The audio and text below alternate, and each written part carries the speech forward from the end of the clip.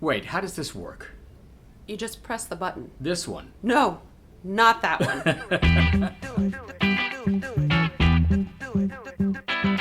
You're listening to Press the Button, a Plowshares Fund podcast dedicated to nuclear policy and national security. Everything seems impossible until it happens. Everyone would be affected by a nuclear war. Our government is planning to spend trillions of dollars to develop new nuclear weapons that we don't need. You can't win a nuclear war. We are all experts on nuclear weapons because we are all going to be affected by those nuclear weapons. And here are your hosts, Joe Cirincione and Michelle Dover. Welcome back. We have a hell of a program for you for our 28th episode of Press the Button. It is packed with information and guests. It starts right off the bat with early warning, where we'll be talking about Turkey and nuclear weapons, impeachment, and a recent plea to save the Open Skies Treaty. And then I answer a question from Alec, a listener in Louisiana. But the meat of the episode is an interview with six-term Congressman from Virginia's 11th District, Gerry Connolly, who I have known for almost 30 years now, since he and I did a staff trip to China in the late 1980s. Representative Connolly sits on the House Foreign Affairs Committee and the House Committee on Oversight and Reform, two of the committees investigating the impeachment of President Donald Trump. We went to his office on Capitol Hill to talk to him about impeachment and its impact on key foreign policy issues, particularly Syria. And we have a busy week coming up for us. We do. This is our board meeting. Our board and top donors are coming to town. We do a board meeting once a year in Washington, D.C., and this is it. They arrive on Wednesday. Hello, board. We cleaned the office just for you. And it looks great. So Doesn't we're looking forward to this. Not only, and Michelle, this is the big part of this board meeting. This is my in job. addition to being a co-host, Michelle's full-time job is actually director of programs. And we're really proud. We have a slate of about $1.5 million in grants that we'll be recommending for approval. We have some great grantees. I mean, the work that these people do is just amazing. And by the way, if you want to know more about that, go to plowshares.org and you can see who we fund. But in addition to the board meeting, right after, on Thursday, we have a public event that we're doing for our donors and board at the National Press Club with Representative Adam Smith, the chairman of the House Armed Services Committee. He just killed it last year at our conference, and he's back to tell us how he's doing and what his vision is for a better U.S. nuclear policy. And he is then followed by an all-star panel. We have Mika E-Young, who's the vice president of Third Way, Kelly Maximum, who's the vice president at Center for American Progress, and our own Kenneth Benedict, the former publisher of the Bulletin of Atomic Scientists, and a board member. This is going to be an all-star cast with a powerful and timely discussion. But in terms of the podcast, yes, I just want to remind our listeners not to forget to rate, comment, subscribe, and share your favorite nuclear podcast, us. We'd love to hear your thoughts. We'd also love for your family and friends to become listeners too. Thank you, Michelle. But the clock is ticking. Now the news. And now, early warning. Early warning. Early warning. Early warning. A 7-minute synopsis of this week's nuclear news. Welcome back to Early Warning, where we cover the news in 7 minutes. I am one of your co-hosts, Michelle Dover, and today I'm joined by my other co-host and Plowshares Fund President, Joe Cirincione. Hey, Michelle.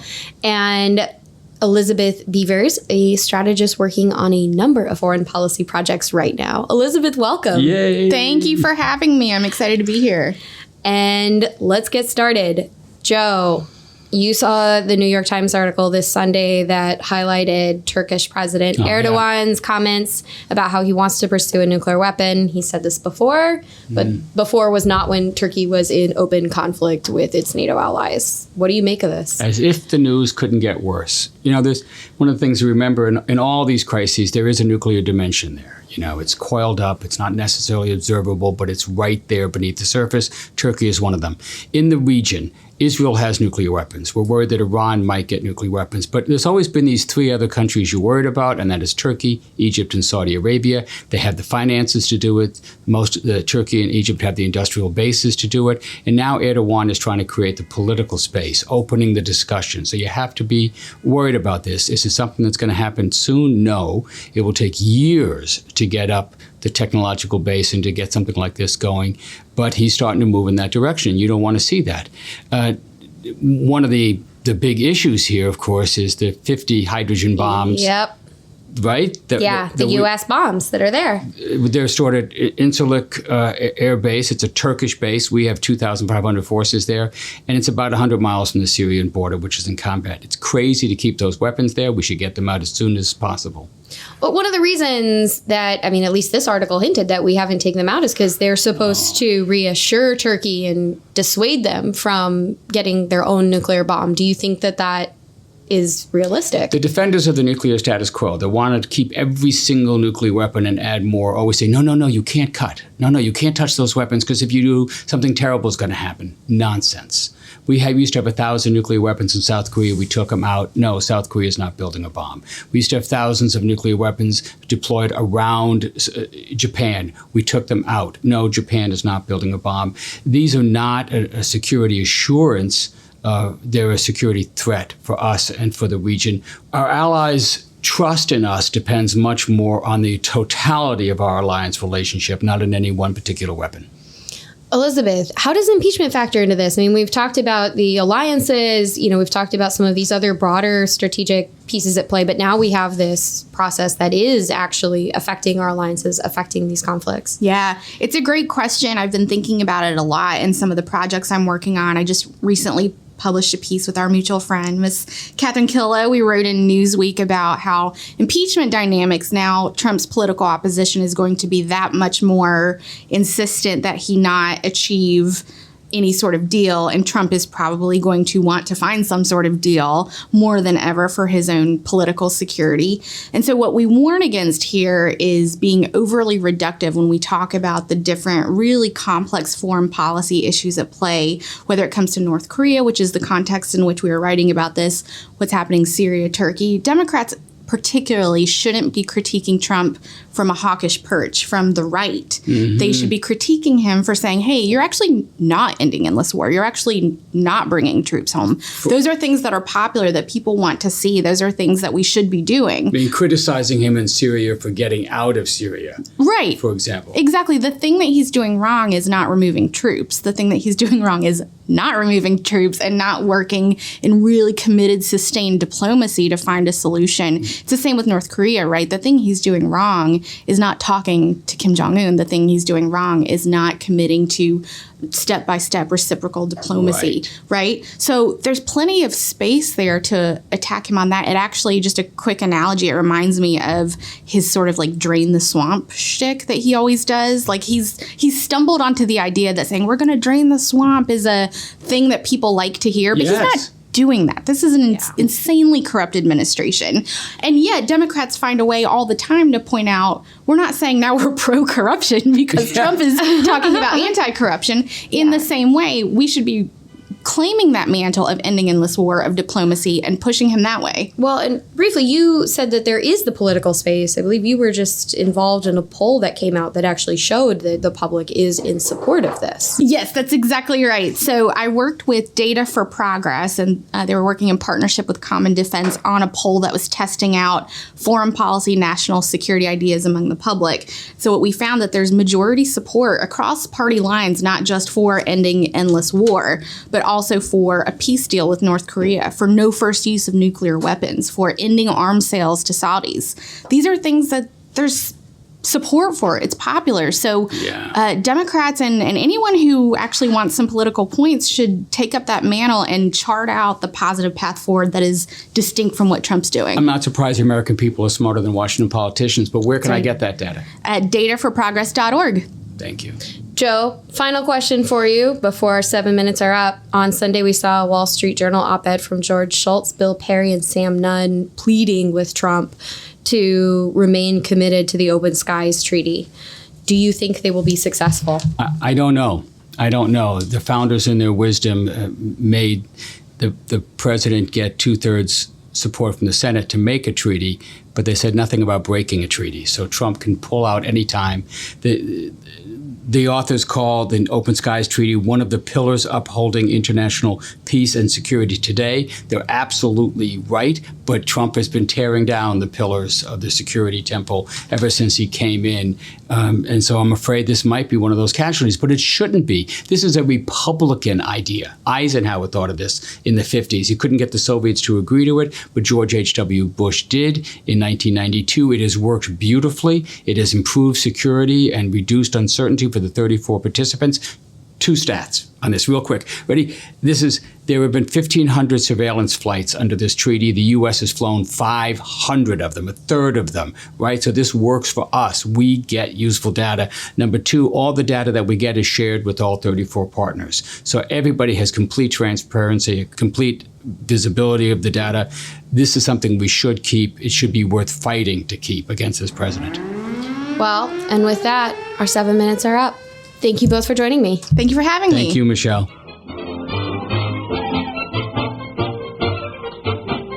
Letters, we get letters, we get stacks and stacks of letters. And now, our Q&A segment. Ask Joe. Ask Joe anything nuclear related.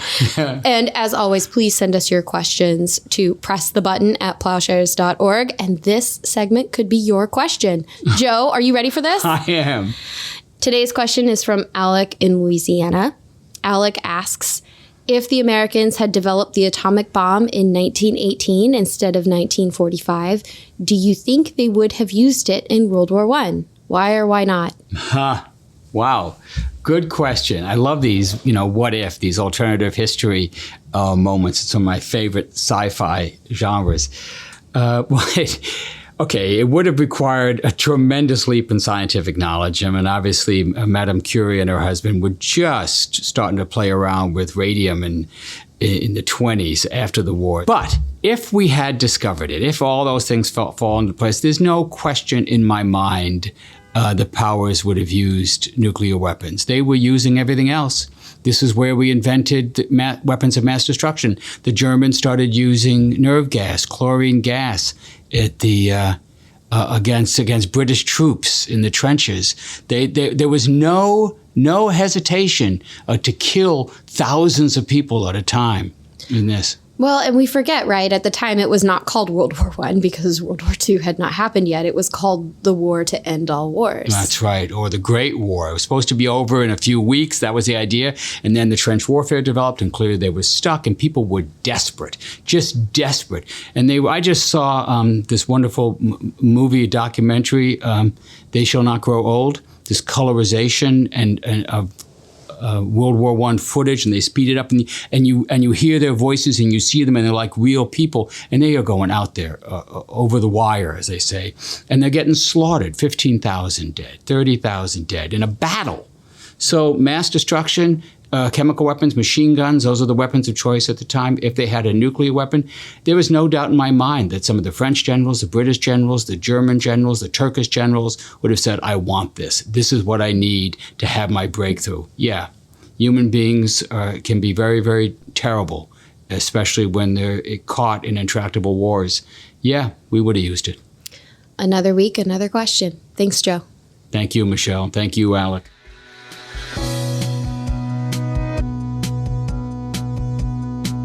I'm here in the office of Representative Gerry Connolly in the Rayburn House Office Building in Washington, D.C.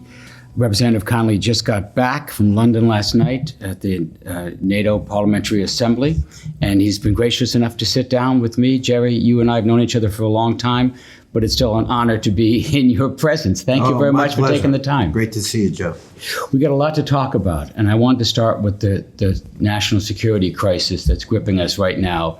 The president's decision to withdraw troops protecting the Kurds in northern Syria and the Turkish invasion of their area. How serious do you think this is? How does this look to you? What did you hear from your NATO colleagues in London? Well, there's enormous consternation among our allies about this decision. Universal criticism of Turkey. And I think a lot of muted but real criticism aimed at President Trump in the United States in abandoning the Kurds and what that means. And what that means is that the Assad forces are able finally to have access to that whole northern tier of Syria where they have not set foot in 4 or 5 years. And of course, they're being helped by their allies, the Russians and the Iranians.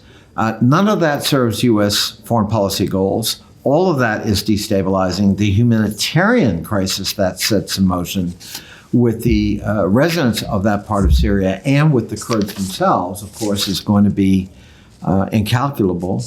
It just is a completely senseless decision fraught with negative consequences for the United States. Self-created crisis. A self-created crisis on the spur of the moment, not supported by the president's national security team, not supported by our State Department. The Turks, as we're speaking, are taking advantage of that opportunity. Yes, slaughtering innocent people and reconquering territory the Kurds had fought so hard by our side to clean from ISIS control. Any idea why the president did this? One can speculate. The president has business interests in Turkey. Yes. The president has a penchant for authoritarian figures rather than democratic figures. The president of Turkey, Erdoğan, is one such figure, and there could also be speculation that it's a distraction from the impeachment process, something we saw, over 40 years ago when Richard Nixon did the same, going to DEFCON 3. In October 1973, 46 years ago, on the Middle as East. the impeachment inquiry revs up, as this starts, right after the president conducted a Saturday night massacre where he fired Elliot Richardson and then William Ruckelhaus because they refused to fire the special prosecutor, independent counsel Archibald Cox. And then they finally found somebody in the Justice Department who would fire him. Robert Bork became the acting attorney general and fired. He had been the solicitor general and then sort of ascended to the acting attorney general. And a few days after that, the president sort of creates this crisis in the Middle East and brings the country to DEFCON 3, just a step away from nuclear war. So I agree with you. You have to suspect that part of what President Trump might be doing here is a distraction. Yes. Knowing what we know now about what he did in Ukraine, one can't rule that out. Yes. In terms of his motivation and his willingness to engage in sordid behavior that protects himself or enhances his interests at the expense of U.S. foreign policy interests, which is why, frankly, he is now the subject of an impeachment inquiry. And you've been calling for his impeachment since this August. This behavior has bothered you for some time. Could you tell us a little bit about your thinking? Well, I came out for impeachment before Ukraine was revealed. Yes. And I believe there were sufficient grounds based on the Mueller report, especially the Russian activities by his campaign, which didn't rise to a criminal conspiracy, Mueller said, but that didn't mean they were okay. To have dozens of contacts with senior Russian officials and to lie about it. They all lied about it. Is very disturbing. Inviting an adversary into our domestic politics by a major political party and campaign, very disturbing. But the second part of the Mueller report talks about obstruction of justice, and he enumerates 10 instances in which he believes the president probably committed a crime. And he said, I can't indict him because the Department of Justice guidelines won't let me. Mm-hmm. But he said Congress has a remedy, meaning impeachment. Yes. And then he went on to say, and a future prosecutor could indict him once he's out of office. Now, if you're innocent, a prosecutor doesn't say that about you. Yes. And so listening to the Mueller testimony and reading the Mueller report put me over the top. And I felt I had a duty, given the oath I took in this office, to protect and defend the Constitution of the United States against all enemies, foreign and domestic. I believe he has crossed the line. I believe he's abused his office. I believe he's tried to basically defy the entire legislative branch, which is a co-equal branch in our constitutional system. And I believe that he probably committed crimes. Now we have Ukraine, and Ukraine is very troubling. So he used almost $400 million of military aid as a cudgel to entice the brand new, inexperienced president of Ukraine, Mr. Zelensky, who we have to remember his background. He has no background in politics, no background in foreign policy, no background in any political position of authority. He was an actor on television, and he played the role of an ordinary Ukrainian who somehow stumbled into becoming the president of Ukraine. And in life imitating art, that's what happened to him. And so people thought, well, that's a good idea since everyone else is corrupt. And so he became president. So when Trump has already suspended military aid and has that conversation on the 25th of June,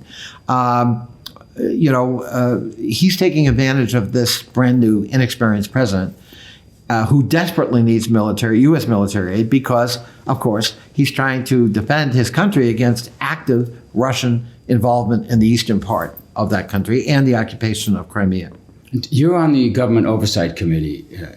Tell us a little bit about your role now in pursuing these impeachment investigations.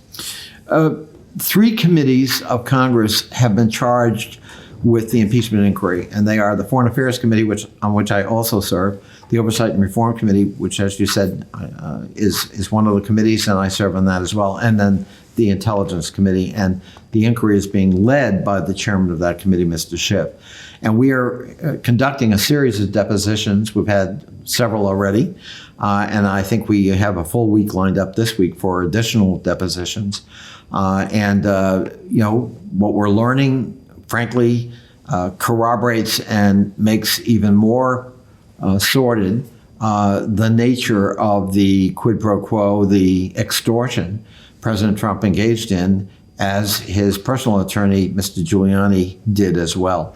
And that's just something we can't tolerate. You're conducting these depositions behind closed doors. Can you tell us why? What's the logic there? And where do you think this is going to lead? Will there be public hearings? I'm sure there will be public hearings. I think the decision was made to not make this some kind of circus. Yes. But the gravity of the charge is such that we need, in a thoughtful and methodical way, to go through the evidence, listen to and hear from and question witnesses who are material witnesses to the event.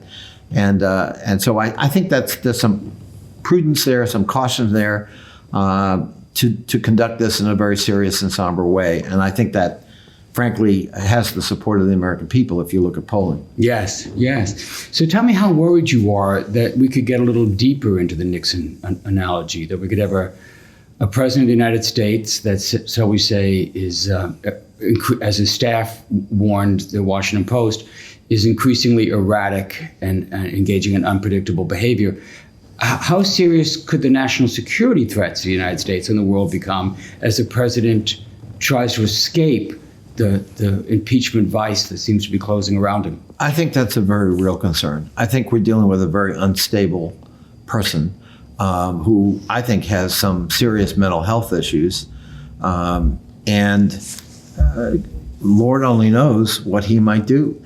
We've already seen the chaos he's unleashed in the Syria decision in abandoning the Kurds. And that could be just the beginning of some further unraveling. So I think that's a real concern and ought to be a concern for all of us. And one of the things that we worry about at Plowshares Fund is the nuclear threat. I mean, the president has sole and unfettered authority to launch nuclear weapons whenever he wants, for whatever reason he wants. Is this an issue that you've looked into? Is this something that you've thought about, and does it worry you now? It is always a concern. I think the threat of a nuclear exchange with Russia is probably remote, given Mr. Trump's relationship with Putin. Right. However, what you always worry about in a situation like this is miscalculation, and in the case of Mr. Trump, some additional impetuous decision without consultation of senior advisors. And it is compounded, that concern is compounded by the fact that Trump has essentially jettisoned all of the adults in the room. Yes. So I never thought I'd refer to John Bolton as one of those adults, but he was. But Mathis is gone, McMaster's is gone, Kelly is gone. And so the adults in the room that would have, I think, provided protection and security from the worst happening are no longer there. And he has surrounded himself now with sycophants who see their role as getting out of his way or enabling his behavior. And so there are no real checks internally in the White House that there were when he first became president. Yeah, in the summer of 74, in the last few weeks of the Nixon presidency, as Nixon was drunkenly wandering the halls of the White House, you know the story as well, talking to portraits on the wall, Secretary of Defense James Schlesinger told the military staff, if the president gives you an order, check with me first, right? Yeah. Now that was unconstitutional. He has no authority to do that, but we're all glad that he did do it. Where's the Schlesinger now? I would argue there is none. That's what worries me. Right. We have an acting, we have Mr. Esper at Defense. Yeah, now. Most Americans can't name the name. That's right. Secretary They can't of even Defense. name him. And We've just lost our third Homeland Security. And we don't have. We have a national security I think we're advisor. on our fourth national security advisor who's acting, and of course, Mr. Pompeo is one of the enablers. Yes. And protectors. So I don't see patriotic Americans surrounding the president who will protect the country in the event that he does something mad. You don't play a large role in U.S. nuclear policy on your committees directly, but do you have suggestions for how we should change U.S. nuclear policy? Should Democrats get the White House again? Should they maintain control of the House, maybe the Senate? Are there changes you would like to see in U.S. nuclear policy so we don't, in the future, face a situation like this again? One of the problems we have with this president and this administration in the midst of all of this turmoil is that he has systematically dismantled the structures of international treaties and that govern lots of behavior. Among which were the Paris Climate Accord. We're now the only country in the world not a signatory to that accord. He jettisoned the Trans-Pacific Partnership, which was, I think, a visionary and groundbreaking trade agreement that would have countered Chinese influence in the Asia-Pacific region. He has announced that we're leaving the INF Treaty on intermediate nuclear weapons. And John Bolton, before he left the White House, said that it was unlikely that the remaining nuclear agreement START would be extended when it expired in 2021. Right, and you can add to that list the Iran anti-nuclear agreement. Then there's the JCPOA, the Iran nuclear There's agreement. rumors that Bolton convinced Trump to pull out of the Open Skies Treaty. 34 nations could ensuring transparency, reducing risk, and surprise attacks. So we're seeing all these treaties. Right. So the instrumentalities won't be there. And so huge damage has been done on Donald Trump's watch.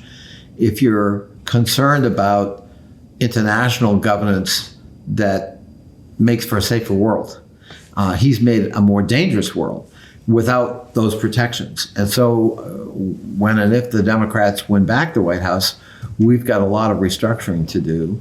And that will, perforce, require engagement with Vladimir Putin and the Russians, which will also be difficult post-Trump. Yeah, massive reconstruction job awaits, right?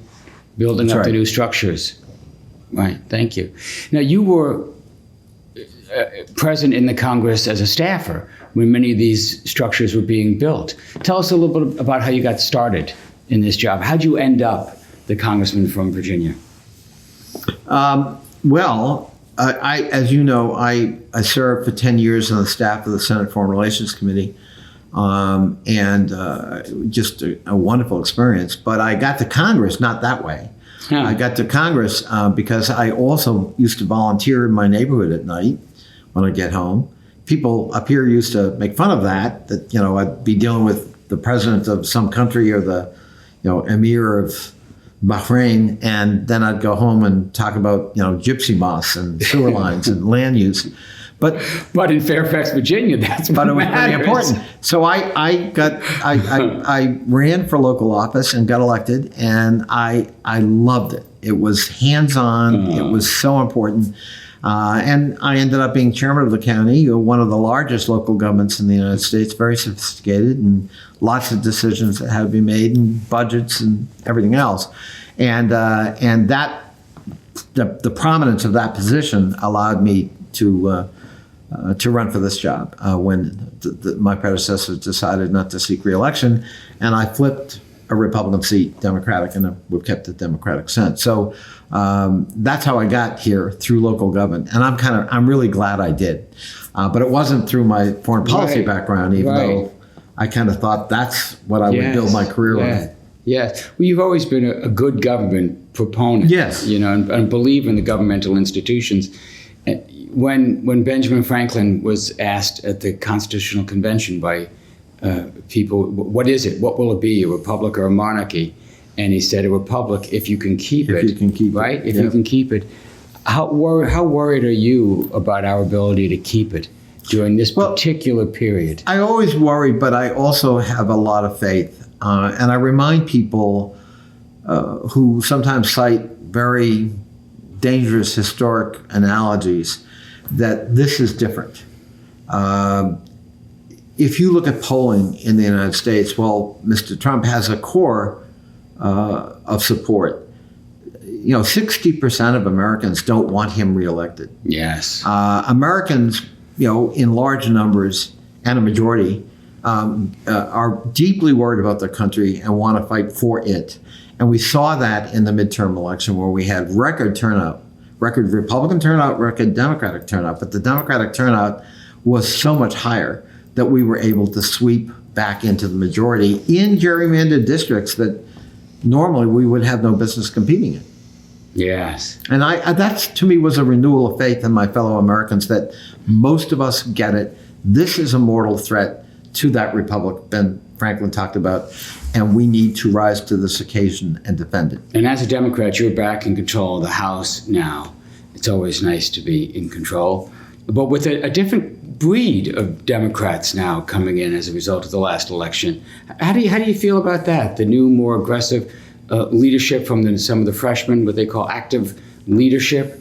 How do you think that's adding to the mix? I think we have to make sure we put it in context. So of the 40 seats we flipped, 33 are held by moderate Democrats of a more centrist mold. They're not the AOC mold. Nothing wrong with AOC either, but that's gotten all the press attention. But 33 or 40 aren't that at all.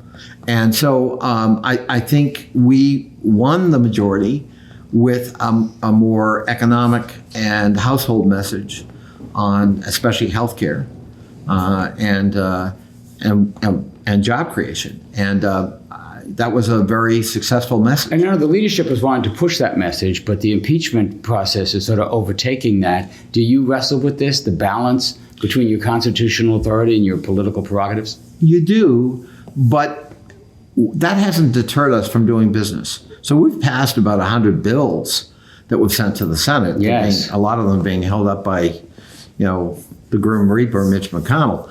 But we're doing our job, and the real problem, frankly, is getting any penetration of that agenda through the media. Yes. I had a funny experience where you're sitting. I was being interviewed by some reporters, and for 30 minutes, every question was about impeachment. This was months ago.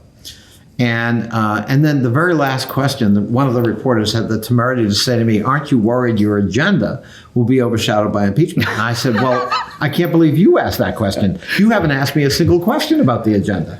And now you have the gall to ask if I'm worried about being overshadowed." I said, "When are you in the media going to start talking about the agenda? We've passed critical bills on gun control, on health care, on violence against women, on immigration, none of which, or very little of which, has gotten much coverage because the dominant subject in the media itself is impeachment." So knowing that Mitch McConnell is going to block the passage of these legislative vehicles in the Senate, are you basically building a framework for the future? You're showing America what it would be like if your party held control.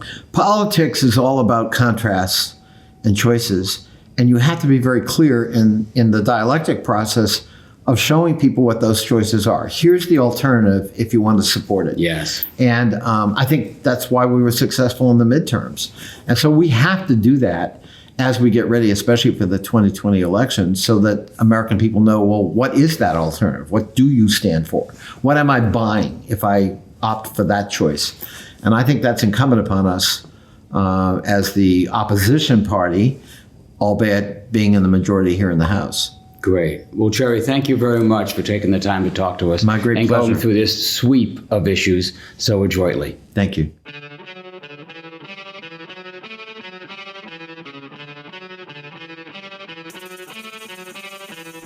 Thanks for listening to Press the Button.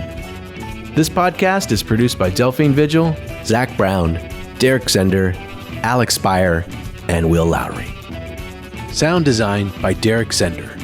Audio engineering by Derek Zender and Will Lowry. Research by Alec Spire. Our theme song is by Lyrics Born and the Poets of Rhythm, sampled with kind permission. Additional music by San Francisco-based bands 17 Evergreen and the Society of Rockets. To continue the dialogue and support our work, visit plowshares.org.